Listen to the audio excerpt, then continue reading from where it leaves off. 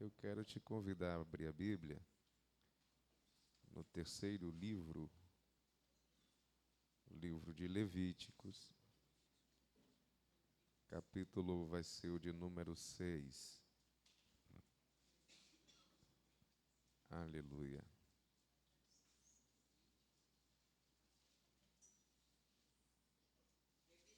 Levíticos, capítulo 6.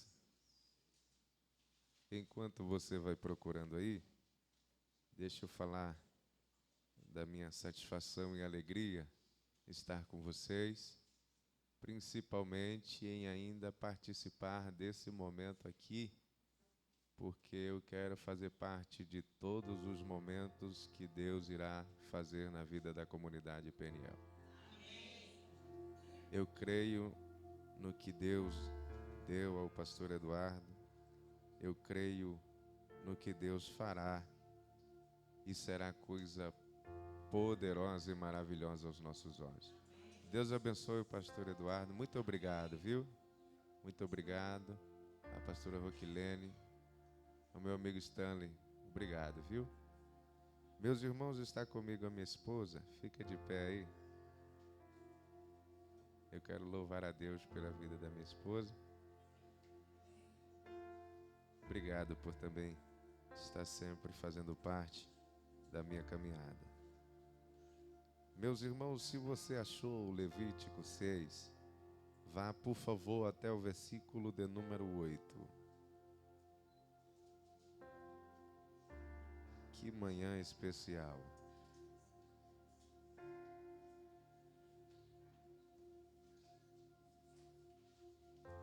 Glória a Jesus.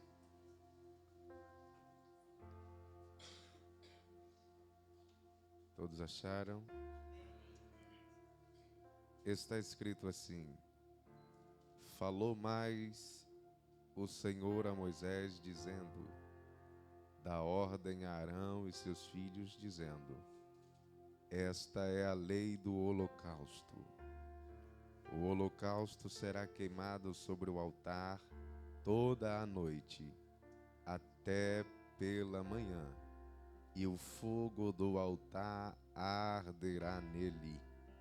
E o sacerdote vestirá as suas vestes de linho, e vestirá também as suas calças de linho sobre sua carne, e levantará a cinza quando o fogo houver consumido o holocausto sobre o altar, e a porá junto ao altar.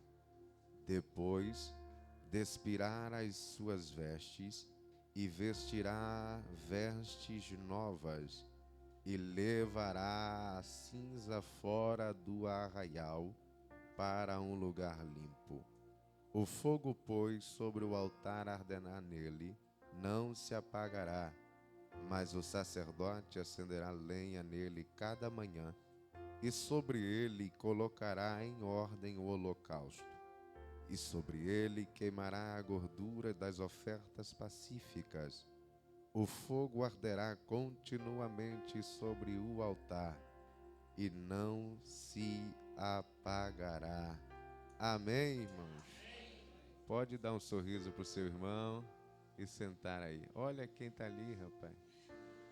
Deus te abençoe. Aleluia.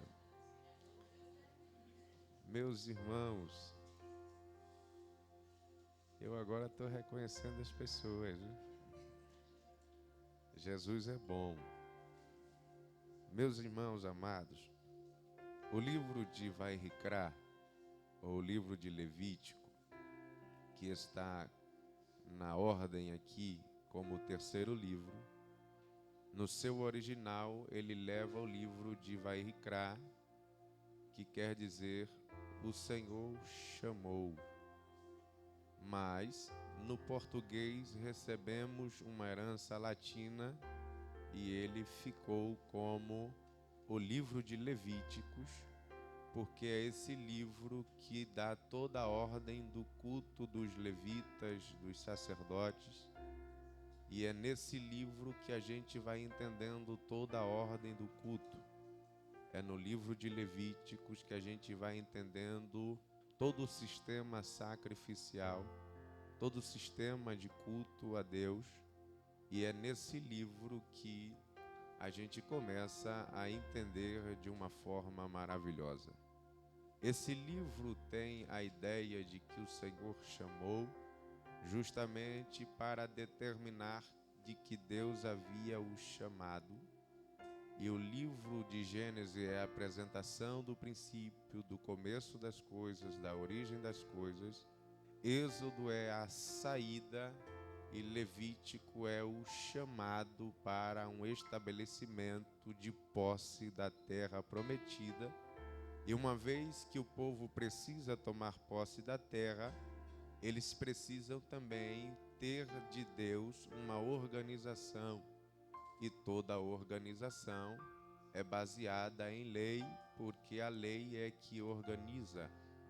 Então, quando Deus, ainda no livro da saída, ainda no livro do Êxodo, ele chama Moisés para o Monte Sinai e dar as leis, elas vão ser divididas entre lei cerimonial, entre lei no sentido moral, e a Bíblia vai nos mostrar que Deus também vai mostrar as leis no que diz respeito à ordem do culto, a uma liturgia, a uma organização, porque Deus é totalmente organizado. Deus, ele quer habitar no meio do seu povo de uma forma visível ao homem, porque Deus é o centro de todas as coisas.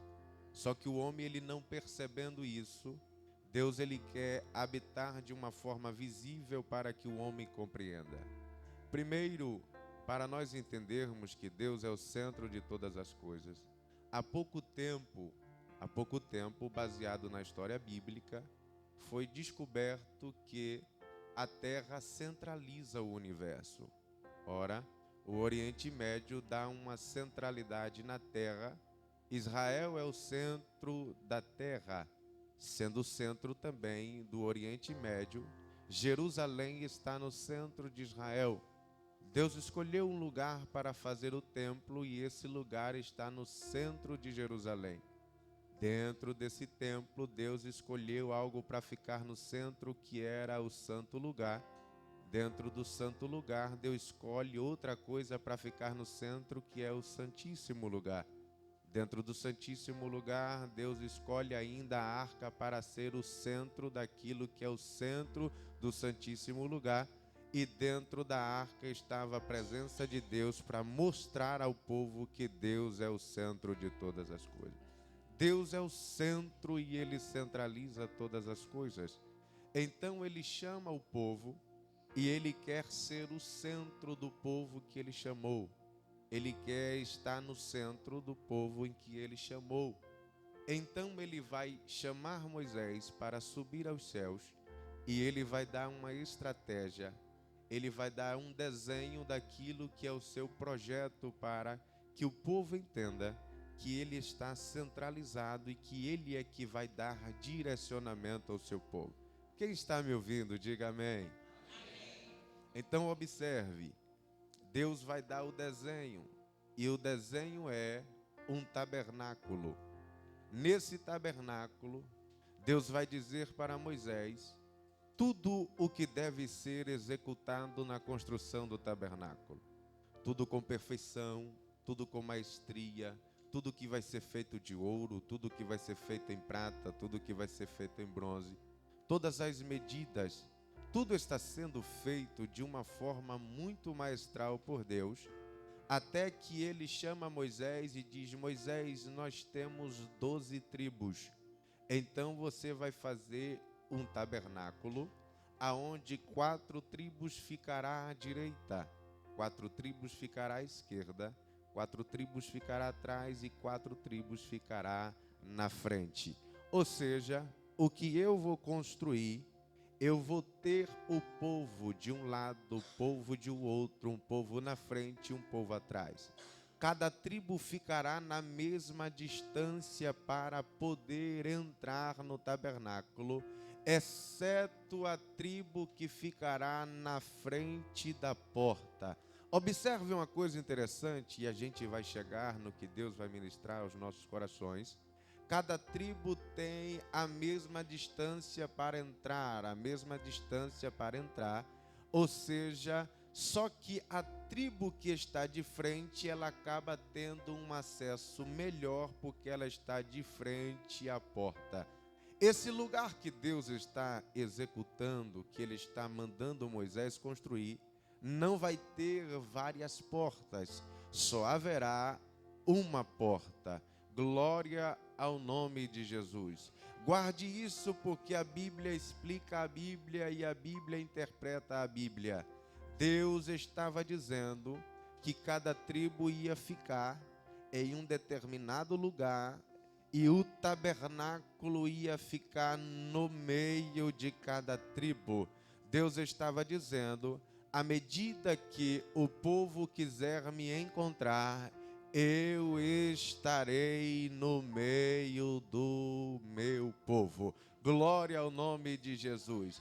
É fácil você entender o porquê Deus ama estar no meio, e você vai entender que todas as vezes que Ele se manifesta no meio. E para você dar um glória a Deus bem bonito, a última manifestação de Jesus na terra, Ele se manifestou no meio de 2 ladrões para mostrar que Ele faz questão sempre de estar no meio. Por isso que Ele diz: aonde tiver 2 ou 3 reunidos no meu nome, aí estou eu no meio. Só que tem uma coisa interessante, é que tudo que Deus estabelece, Ele vai dando nome. Tudo que Ele estabelece, Ele vai dando nome.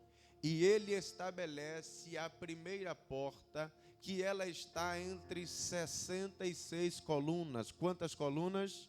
O tabernáculo foi estabelecido com 66 colunas.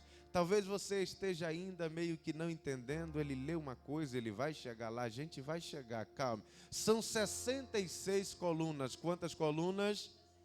Porque Deus está dando uma estrutura. São 66 colunas, porque Deus vai apresentar no futuro 66 livros que serão 66 pilares para a humanidade. Só que na primeira entrada existiam 4 colunas que apontavam a porta. Quantas colunas? Quantas colunas, irmão? Melhor isso, quantas colunas? 4 colunas que apontava a... Quem é a porta? Jesus Cristo disse assim: olha, muitos entraram antes de mim, mas eram todos ladrões e salteadores, mas eu sou a verdadeira porta, e aquele que por mim entrar, achará pastagem e salvação para a sua alma. Jesus é a que estava sendo apontada por 4 colunas, que são os 4 evangelhos. E por que eu disse que uma tribo ficava na frente? É porque a tribo que ficava na frente era a tribo de Judá, porque segundo o próprio Deus, o primeiro a ter acesso depois daqueles que eram os levitas eram os reis. Então a tribo de Judá ficou na frente, para depois que os levitas entrassem, essa tribo que viria o rei dela, ela estava muito próximo da entrada. E por isso que Jesus, quando te salvou, te constituiu tanto sacerdote como rei, para você estar bem pertinho da porta, para que na hora certa você possa não se perder e entrar. Amém? Existia 3 entradas apenas. A primeira entrada era essa porta. A segunda entrada, a entrada do santo lugar. E a terceira entrada, e aqui eu vou entrar na mensagem, a terceira entrada que dava para o Santíssimo. Talvez você ainda não foi curioso na Bíblia, ou você está apenas lendo e desobedecendo um mandamento, porque a Bíblia, ela tem um mandamento específico para ela.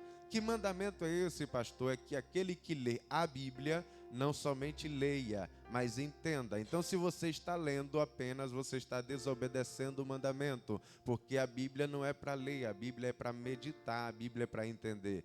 Então, são 3 portas, e a primeira porta recebe o nome hebraico de Haderesh. A segunda porta recebe o nome de Raemet e a terceira porta o nome de Rahaim.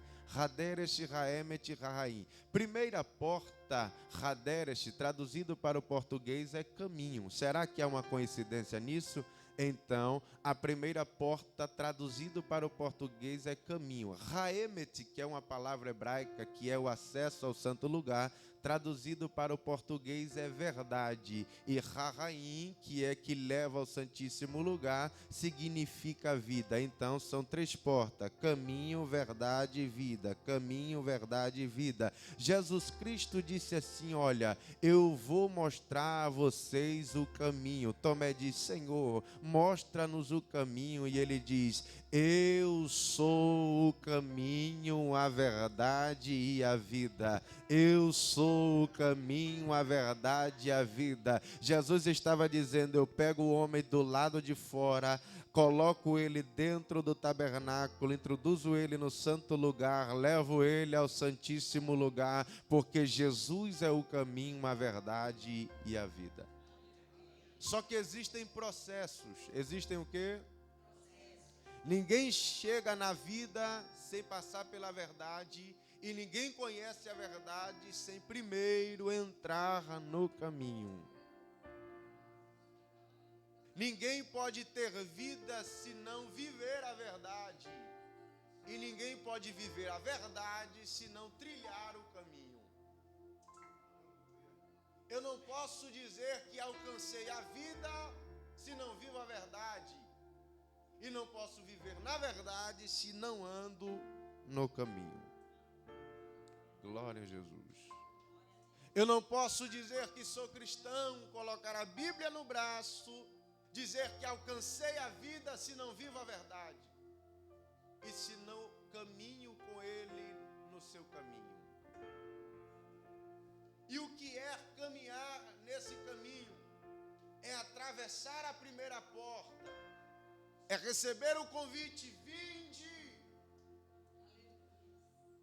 É entrar na primeira porta e colocar o pé no caminho. E colocar o pé no caminho é dar de frente com o altar do holocausto. Não tem como desassociar entrar no caminho e não dar de frente com o altar do holocausto. Se eu encontrei o caminho e entrei por esta porta, a porta vai me apresentar o primeiro utensílio do tabernáculo. E construiu Moisés o tabernáculo de Deus no meio do seu povo. E quem atravessava a primeira porta do átrio, de frente estava o altar do holocausto. E o que é o altar do holocausto? É um instrumento elevado. É um altar elevado para receber daqueles que entraram um sacrifício para perdão dos seus pecados. Então, aquele que entra no caminho está de frente com o instrumento que aponta: você é pecador e precisa oferecer algo pelo seu pecado. Não tem como fugir disso. Não tem como desassociar-se disso. Não tem como eu entrar no caminho e o caminho não gritar dizendo: você é pecador. Você é pecadora. O caminho nos mostra isso. Só que o mesmo caminho que mostra o pecado é o mesmo caminho que lembra o que fazer para que esse pecado não traga culpa e a culpa gere morte. E o que é que esse caminho aponta? Sacrifício. Sacrifício. Sacrifício. Eu não sei se você ainda está compreendendo. Só que Deus diz assim: aquele que entrar pela porta não pode entrar de mão vazia, porque a culpa impregnou-se nele. A herança de Adão está nele, então se ele vai entrar, que ele entre com algo a oferecer. Então, uma vez que eu aceitei a Jesus, eu entendo que eu preciso me apresentar diante dele com algo a oferecer. Pastor, eu ainda estou voando. Calme, olhe para cá apenas. O altar do holocausto estava lá. Como Deus é um Deus que não faz acepção de pessoas, ele olhou que no meio do povo tinha gente de condições. Ele olhou a classe média, a classe alta, a classe baixa, e ele estabeleceu: o rico vai oferecer um boi. Quem tem uma condição mais ou menos, um cordeiro, uma ovelha. O pobre não ficará sem ofertar. Vai oferecer uma pombinha ou uma rolinha, mas não poderá deixar de oferecer. Quem me ouve diz amém. Olhe para cá para você não perder. Então Deus estabeleceu, não é a condição, não é a posição, é entender que todos estão destituídos e para alcançar a benevolência de Deus precisa oferecer algo. Aí ele estabelece a lei do holocausto. E ele diz assim: esta é a lei do holocausto. Esta é a lei do holocausto. Ordene Arão aos seus filhos, dizendo que o holocausto será queimado toda noite. Ele vai ser levado até o altar.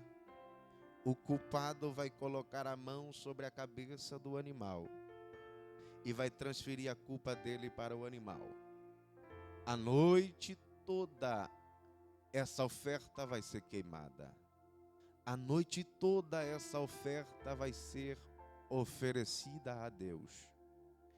A noite toda o fogo que queima no altar vai queimar o sacrifício oferecido. Só que Deus diz uma coisa interessante. Ele diz: no dia seguinte, o sacerdote vai acender lenha nova.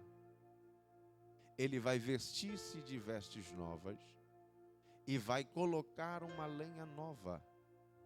Não é um fogo novo, é uma lenha nova. Porque o fogo desse altar nunca irá se apagar.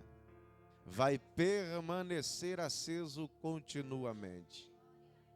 Só que em rápidas palavras aqui, eu quero tirar da sua mente talvez tudo o que você já ouviu em Levíticos 6 a respeito do fogo que arde continuamente. E quero que você guarde isso para toda a sua vida. Eu quero falar sobre as cinzas do altar. Eu quero falar sobre o quê? Observe aqui que no versículo de número 10 está escrito: o sacerdote vestirá sua veste de linho, vestirá as calças de linho sobre sua carne e levantará a cinza quando o fogo houver consumido o holocausto, e colocará essa cinza junto do altar. Eu sei que você não está entendendo muita coisa, mas você vai começar a entender a partir de agora e valorizar o Deus que você serve, porque Deus é poderoso para se manifestar e mostrar o quanto Ele ama aqueles que o servem. Observe que alguém chegou em uma noite, colocou o seu sacrifício, e a ideia de Deus é que esse sacrifício não seja mais um animal. Esse sacrifício, depois da mão imposta, é a própria pessoa que está se oferecendo a Deus. Quem está entendendo, diga amém. E esse sacrifício vai ser colocado de noite e vai queimar até pela manhã. Esse sacrifício vai se tornar em cinzas no dia posterior. No outro dia de manhã, o que foi sacrifício ontem, vira cinza hoje. O que foi sacrifício ontem, vira cinza hoje. O que era sacrifício ontem, hoje é cinza. Você não entendeu, mas você vai dar glória a Jesus nessa manhã. Observe que ontem era sacrifício, hoje virou cinza. Ontem ofereceu um culto a Deus, hoje já está só cinza. Ontem foi um cheiro agradável a Deus, hoje é só cinza. Ontem foi algo que agradou o coração de Deus, hoje é só cinza, só pó, só cinza. Então Deus deu uma ordem a Moisés e aos filhos de Arão, dizendo: quando você construir o altar do holocausto, você vai colocar uma grade, e a cinza que vai cair da parte de cima, ela vai ser amparada pela grade na parte de baixo, junto com as gotas da gordura que vai pingar do sacrifício. Observe que vocês não poderão de maneira alguma assoprar as cinzas, jogar as cinzas fora. A cinza vai cair de cima para baixo, vai cair de cima para baixo, mas vai ficar guardada em um recipiente embaixo. Pastor, aonde o Senhor quer chegar? Observe que Deus está trabalhando com sacrifício, com alguém que ofereceu um culto, com alguém que se esmerou em dar um culto a Deus, que se sacrificou em oferecer algo para Ele. Aí Ele está dizendo: olha, à noite Ele oferece, de manhã Ele está só as cinzas, e aí vai haver a troca da turma ou a troca do turno. 12 sacerdotes param de trabalhar e dá a vez aos sacerdotes do dia posterior. Aqueles que iam chegar, a coisa mais simples a fazer era retirar a cinza, abanar as cinzas, soprar as cinzas e colocar elas para longe, para dar acesso a um fogo mais excelente, mais bonito. Mas Deus estava dizendo: de maneira alguma você vai pegar essas cinzas de baixo, vai juntar com muito cuidado e vai colocar ela novamente no altar. No altar. Que coisa linda Jesus está nos ensinando nessa manhã. Deus está dizendo: pelo homem as cinzas já eram para ser soprada, pelo homem as cinzas já eram para ser jogadas fora. Se fosse pelo homem, as cinzas já teriam sido abanadas há muito tempo, mas Deus estava dizendo: e tem mais, se você estava com vestes novas e brancas para segurar o sacrifício, para observar o sacrifício, você também vai vestir vestes novas para tratar com as cinzas, porque Deus, Ele não é um Deus que varia. Deus trata bem quem está dando um culto hoje, mas trata da mesma forma quem não consegue dar um culto amanhã. Deus ama quem dá o culto hoje, mas Ele tem o mesmo amor com quem não consegue dizer glória a Deus nem aleluia no dia seguinte. Deus não é como o homem que só consegue valorizar quando faz, quando pode, quando tem. Deus valoriza quando pode, quando faz, quando tem, mas valoriza também quando não tem, porque Ele é o nosso Deus. Você começou a entender? Eu estou vendo os irmãos sorrindo agora, os irmãos começaram a entender. Eu estou vendo agora a face dos irmãos começando a mudar, porque a igreja começou a entender. Deus estava dizendo assim: Moisés, ordene a Arão, diga a ele que toda noite vai ser um culto para mim. No outro dia, só assim. E eu trato cinza da mesma forma que trato o sacrifício.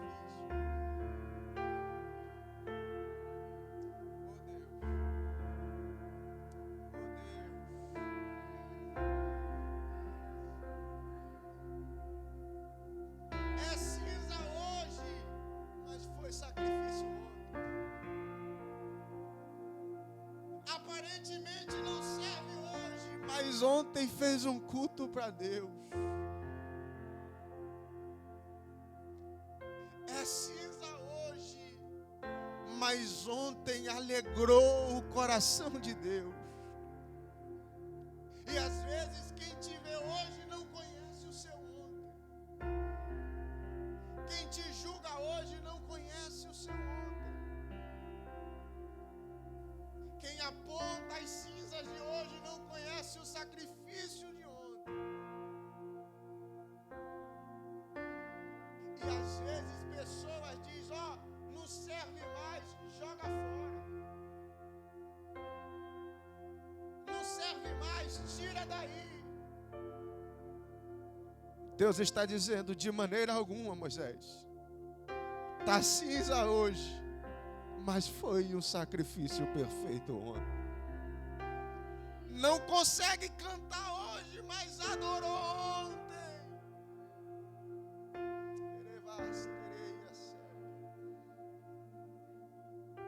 Segure na mão dessa pessoa e diga, se Deus conhece o teu ontem, e quando todos desprezarem o seu hoje, Ele vai dizer, filho, filha, eu conheço o teu ontem. Aleluia. Porque tem dias que é assim, irmão. A gente entra no mover, a adoração do pastor Eduardo e o Ade, o terceiro céu, a gente entra, mas no dia seguinte não conseguimos. É só cinza, é só pó. E alguém olha e diz assim, ué, ontem estava daquele jeito, e por que assim hoje? E o Deus que não conhece tempo, que é o mesmo ontem, hoje, eternamente, ainda está se deliciando da sua adoração de ontem, dizendo, eu recebi, filha. Glória. Glória. E o interessante é que Deus vai na contramão do homem. Ele diz assim, olha, Arão, você vai pegar as cinzas de baixo e vai trazer novamente para cima. Oh Deus, que Deus é esse, irmão?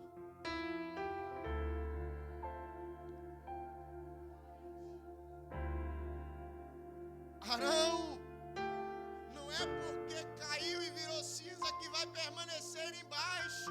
Pega novamente de baixo e coloca em cima. Oh, glória. Oh, Espírito de Deus. O Espírito Santo está tomando a casa. O teu amigo está dizendo, eu não te deixarei, nem te desampararei. Olha que coisa linda. Arão vai pegar de baixo para colocar em cima. Aí Deus repreende, não, Arão, suas vestes estão sujas. Se você tratou de forma limpa quem era um sacrifício, trate de forma limpa quem está vivendo em cinzas. Porque a gente costuma tratar bem só quem está por cima. E tratamos mal quem está por baixo. Mas Deus está dizendo, se foi com roupa limpa quando estava por cima, trate da mesma forma quando ele estiver por baixo. Oh, glória a Jesus. Que Deus é esse, irmão? Que Deus é esse? Tem mais, pastor? Tem.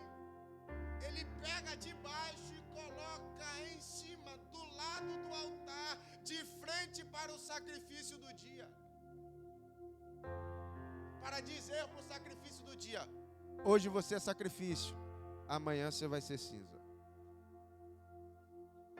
Mas não fique triste, porque da mesma forma que Ele te trata quando é sacrifício, Ele te trata quando você é cinza. Glória ao nome de Jesus. Levante a tua mão para o céu para adorar a Deus. Levante por 30 segundos, diga uma palavra que glorifica Ele. Ele está dizendo: ainda que os homens te abandonem, ainda que as pessoas te abandonem no momento de cinza, eu levantei a comunidade Peniel para pegar em sua mão e te colocar de pé novamente. Você não vai ficar embaixo. Glória! Aleluia! Posso beber? Posso beber, pastor? Você pode glorificar Jesus?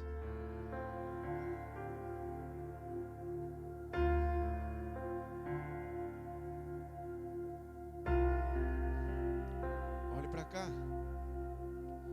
Eu preciso caminhar para encerrar, para entrarmos no memorial. O sacrifício do dia agora está dividindo o mesmo espaço com o que passou. Deus está dizendo assim: eu não trato com diferença e coloco no mesmo patamar quem pode sacrificar e quem não consegue mais dar um sacrifício. Só que ele diz assim: Arão, agora você vai pegar essas cinzas e vai levar para fora do arraial. Para onde? Para um lugar limpo. E lá você vai depositar as cinzas em um lugar limpo. E eu fiquei, Deus, estava tudo tão bonito, estava tudo tão especial. O Senhor tratou a cinza tão bem. Não é porque ela se tornou cinza que o Senhor desprezou e agora o Senhor vai mandar tirar para fora do arraial e colocar num lugar limpo, ainda que sim, um lugar limpo, Senhor. Mas por quê? Por que do lado de fora, Deus? Por que não permanecer do lado de dentro? Aí Deus trouxe para mim o tratamento que Ele tem com adoradores, com aqueles que se ofertam em seu altar. A ideia aqui é a ideia do próprio livro de Levíticos. E ninguém construirá dentro do arraial um cemitério. Todo cemitério será construído do lado de fora. E levará os restos mortais dos seus entes queridos e depositará em um lugar limpo. E eu fiquei, Senhor, mas é assim que acaba? É assim que termina a vida de um adorador? Aí Deus diz: filho, olha para o texto.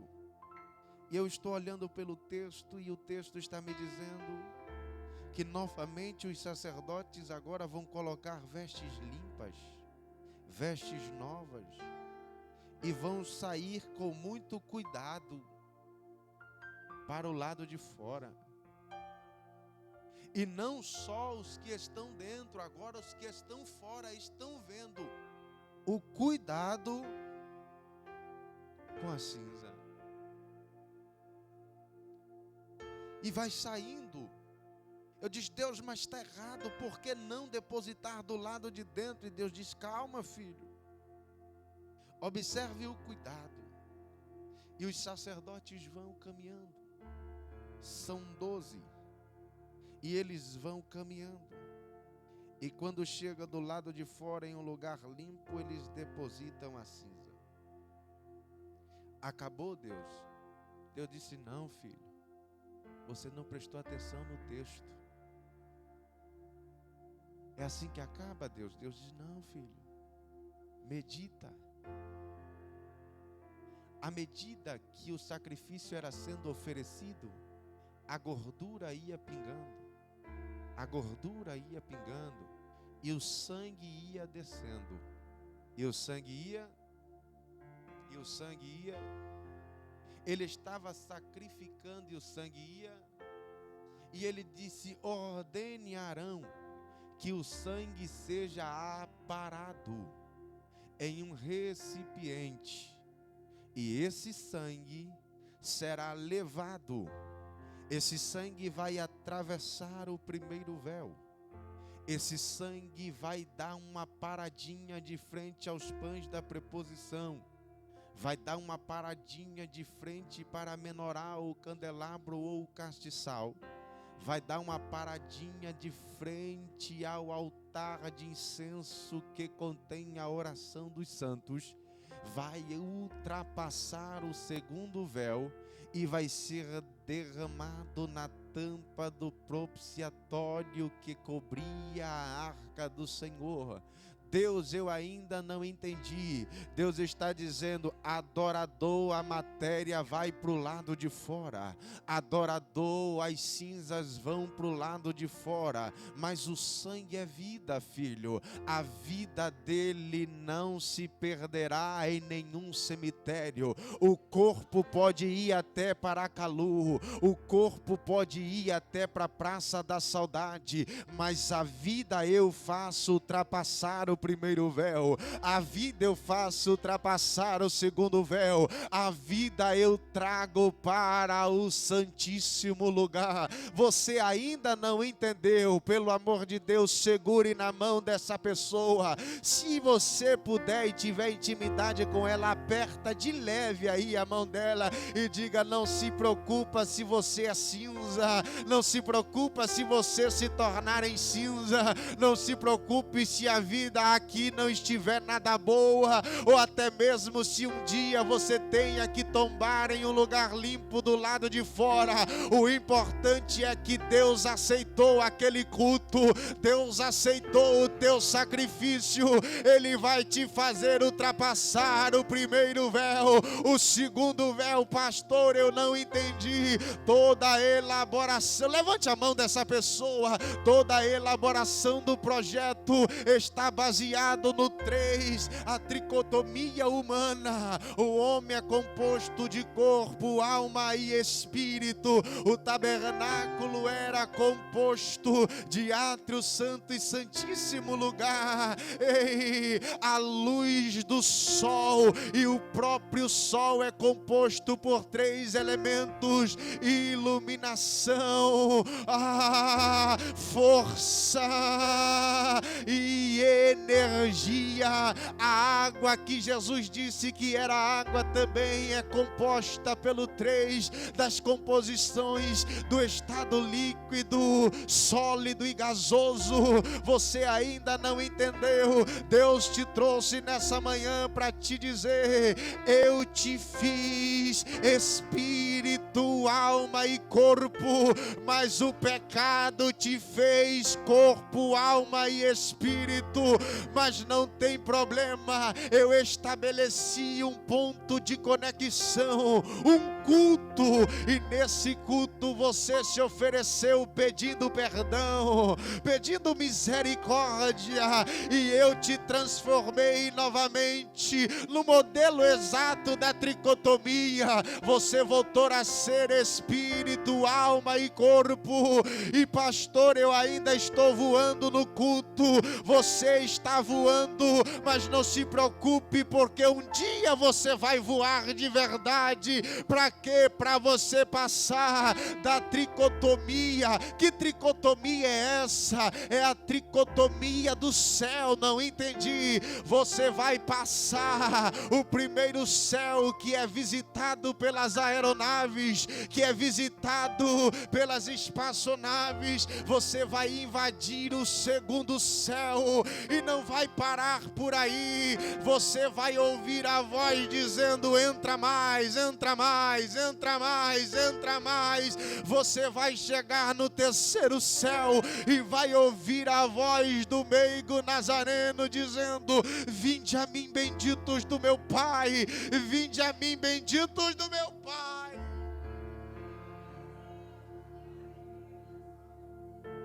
Adore a Jesus. Adore a Jesus. Adore a Jesus. Adore ao Rei Jesus nessa manhã. Adore aquele que não olha para a sua condição.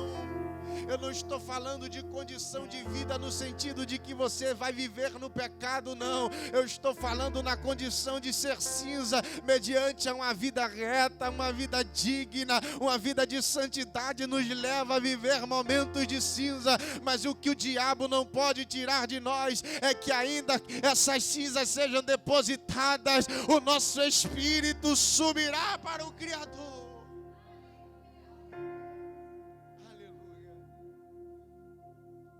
Aleluia, aleluia.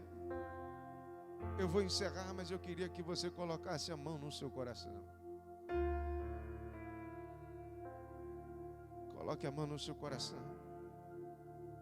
E comece agora de olhos fechados a se lembrar do dia em que você estava muito animado.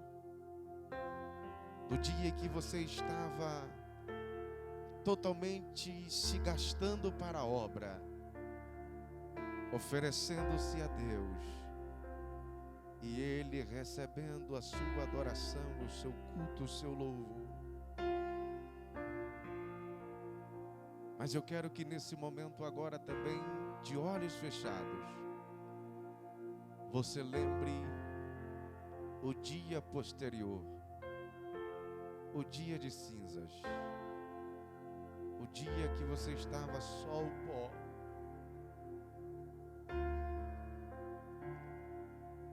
O dia que você estava semelhante ao que disse Jó. Ainda há esperança. A árvore que foi cortada,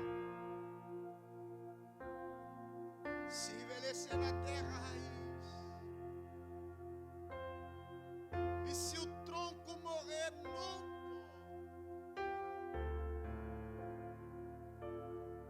todos olharam para aquela árvore que o cortador cortou, que com um machado o adversário foi lá e cortou, e viu ela ficar envelhecendo a ponto de morrer e ficar só o pó.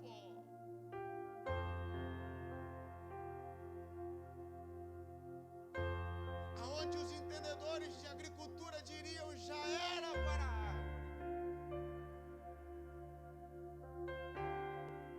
Mas a voz do Criador é: te plantei no meu jardim, entre as 1000 és a mais formosa das espécies. O jardineiro Deus olhou no dia que você estava só o pó. A multidão está gritando: já era. A multidão está dizendo: não cresce mais, não evolui mais. A única alternativa é se a meteorologia dissesse que vai chover. Mas os céus estão cerrados.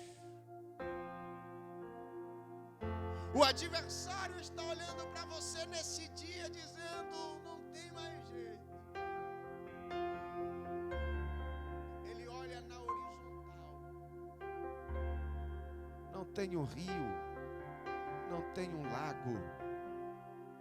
Ele olha para cima, não tem uma nuvem carregada. Mas de repente Jó diz assim que não precisa de água, só precisa do cheiro das águas. Você deu um aleluia, mas você nem meditou que na 5ª série você estudou: água não tem cheiro, é inodora. Mas Jó está dizendo em uma linguagem para nós entendermos: a maior concentração de boa água não está na superfície, não está nos lagos, não está nos rios, não está nas lagoas, está nos lençóis freáticos embaixo da terra. Toda árvore não se alimenta do fruto, não se alimenta da folha, não se alimenta do tronco, ela se alimenta da raiz. Você pode estar no pó, mas você ainda tem raiz. Você pode estar vivendo dias difíceis, mas você ainda tem raiz. O inimigo está olhando em cima e não está vendo nada. Mas por baixo Deus está mandando água para a sua raiz. Por baixo, diga isso, está chegando. Diga, está chegando. Está chegando, e aí você entende o que é que Jó está querendo dizer. Os inimigos não estão vendo nada, não estão entendendo nada, não estão sentindo nada, mas você é de Alagoinhas, você é do interior, você sabe que quando gotas de água começam a bater na terra, um cheiro de terra molhada começa a aparecer, e você entende que está chegando chuva. Pastor, ainda não entendi. Deus estava dizendo para Jó profetizar para a comunidade Peniel: está chegando um tempo de cheiro de águas, e Deus está dizendo: eu não vou mandar por cima, porque o inimigo não vai contemplar, nem vai participar desse momento. Eu estou mandando por baixo, alimentando a tua raiz e dizendo: você vai voltar a crescer, você vai voltar a crescer, você vai voltar a dar fruto, você vai voltar a frutificar. Se coloque de pé em nome de Jesus.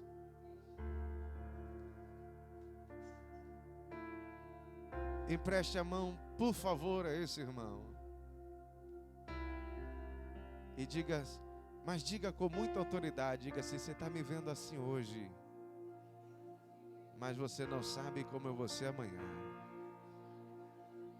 Oh, glória ao nome de Jesus. Glória ao nome de Jesus.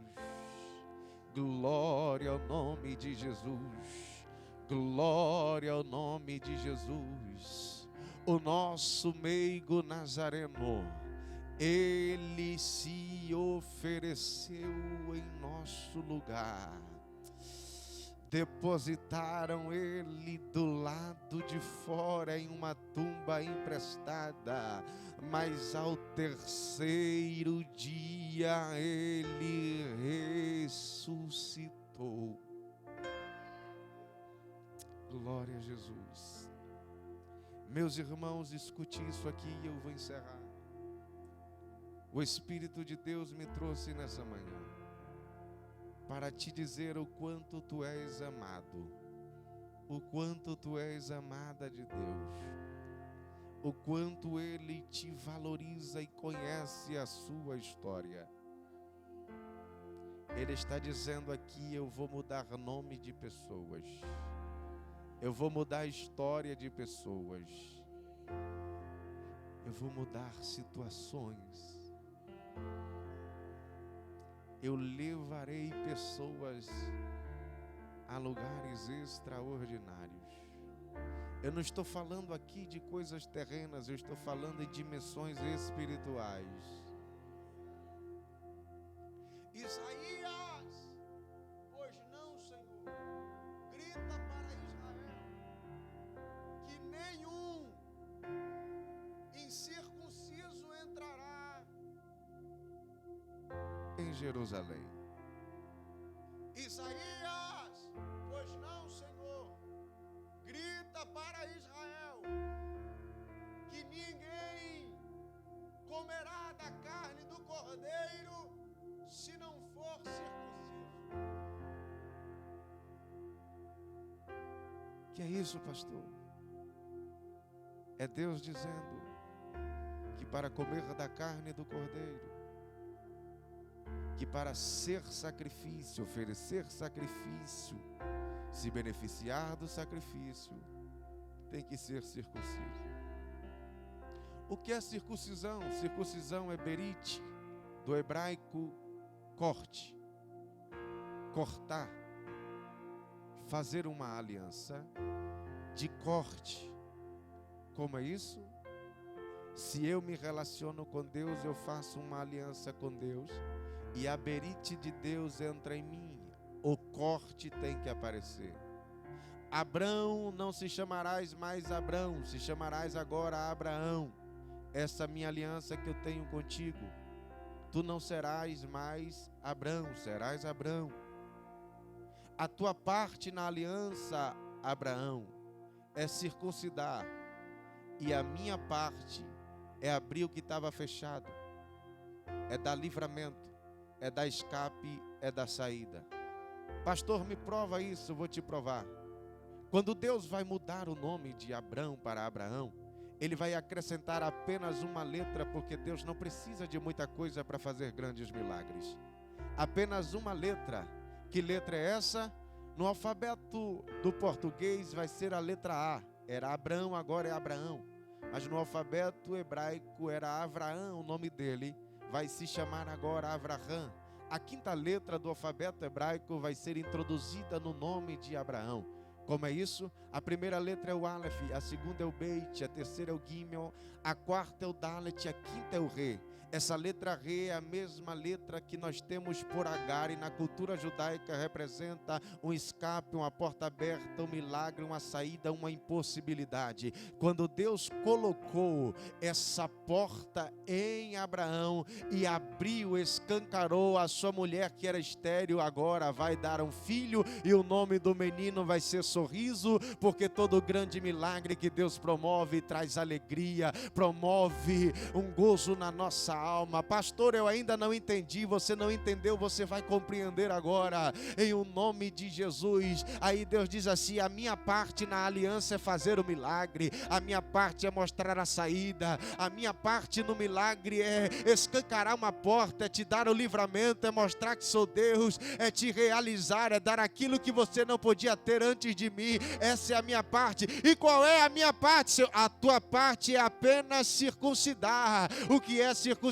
É a retirada da glândula do prepúcio, da genitária que todo homem tem. O que Deus estava dizendo é: eu faço milagre, eu mostro a saída, eu dou escape, e você apenas retira da sua vida o excesso de carne. Pastor, ainda não entendi. Você ainda não está recebendo coisas extraordinárias de Deus, porque tem um excesso de carne aí. Mas à medida que você retirar esse excesso de carne, Ele vai dizer: receba a vitória, filho, receba a vitória, filha. Retira esse excesso de carne, joga para fora essa má amizade, joga para fora esse mau relacionamento, joga para fora essa comunhão com as trevas, estabelece uma aliança com Deus e Ele fará grandes milagres.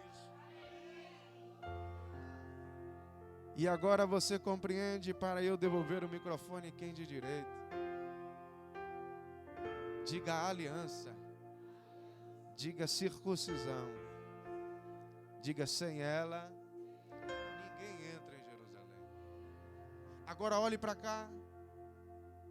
O apóstolo Paulo, ele disse assim: igreja, a circuncisão agora não é mais na carne. A circuncisão agora é no coração.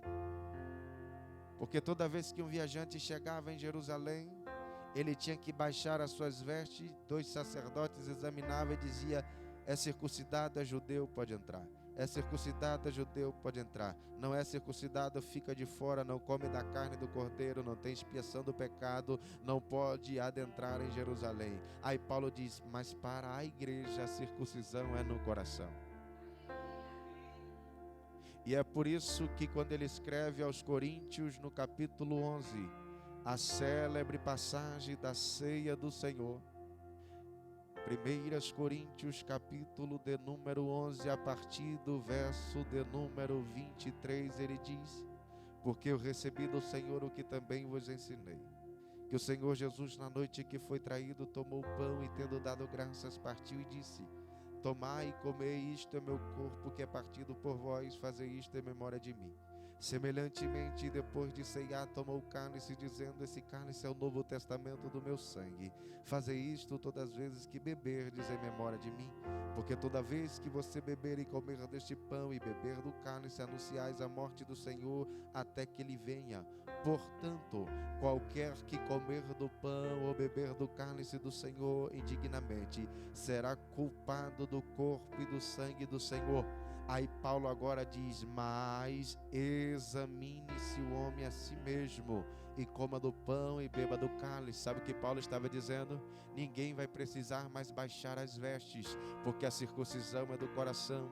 Então examine como é que está a situação agora para comer do pão e beber do cálice, porque uma coisa pode até acontecer aqui, pastor Eduardo, uma coisa pode até acontecer aqui, pastora Roquilene, podemos até comer do pão e beber do cálice, mas nunca entraremos na Jerusalém de Deus se a nossa circuncisão do coração não estiver intacta com Deus. Então eu te convido agora mais uma vez a colocar a mão no coração.